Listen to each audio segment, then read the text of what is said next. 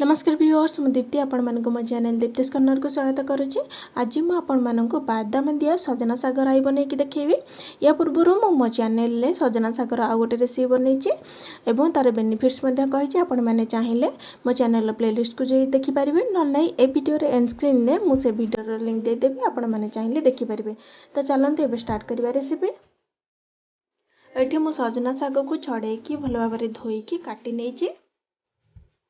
मसला बनाइबा एठी मु कंचा लंका 2-3 नहीं, सोरिष एवं किछि रसुण कोला को छड़े की रखिछि।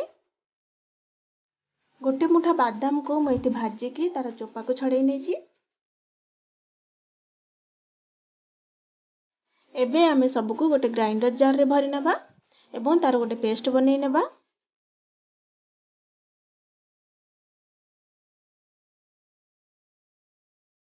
ए देखंतो मु तार पेस्ट बनै नेछि। एबे आमे कढ़ाई को गरम करनबा। कढ़ाई हमर गरम हो गला परे एठी मु तेल ऐड करने छी। तेल को प्रथमे गरम होबा को दबा। तेल हमर गरम हो गला परे एठी मु गोटे चम्मच भलिया सोरिष ऐड करूची। सोरिष हमर भलो भाबरे फुटी गला परे एठी मु 2-3 सुखिला लंका ऐड करूची।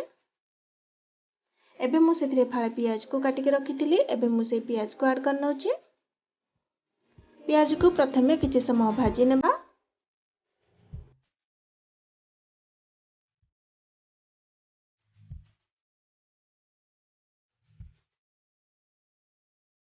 पियाज को किछि समय भाजी सारला परे एबे हम बाटी के रखिथिबा मसला को ऐड करनबा।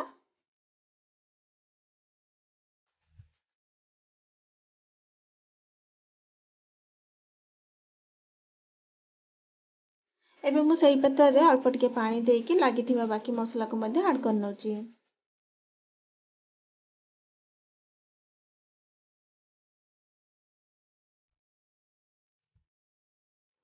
मसला रे जेहेतु हमर सोरिष बटा हेची तेणु हम मसला को बेसी कसिबा नाही। एबे मु सेथिरे स्वाद अनुसार लूण ऐड करनोची।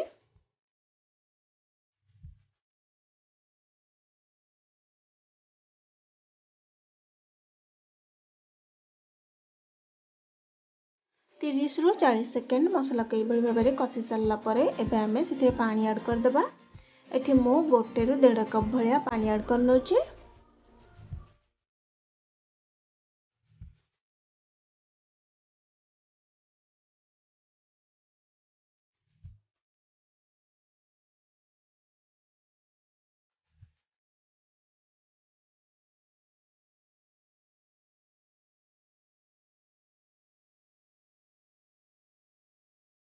पानी ढाल सारला परे एबे हमें 2 रु 3 मिनिट पर्यंत ताको कवर करनबा। 3 मिनिट परे एठी मो कवर को काढी नेची। ए देखंतु हमर पानी प्राय मरि जायछि एवं मसला मध्ये हमर सिझी आसिलानी। एबे हमें काटी के रखिथिबा सजना साग को सेथिरे ऐड करनबा। ताको भलो भाबरे मसला सहित गोळेई नबा।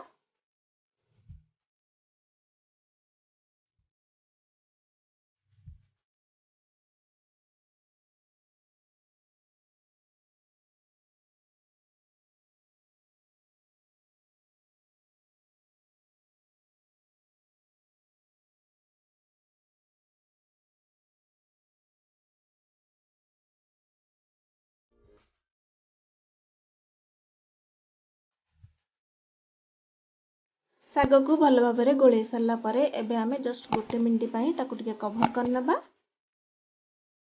1 मिनिट परे एठी मु कवर को काढी नेची। ए देखंतु हम साग मध्ये पूरा सिझी जायछि। ताको बेसी सिझेबा दरकार नाही।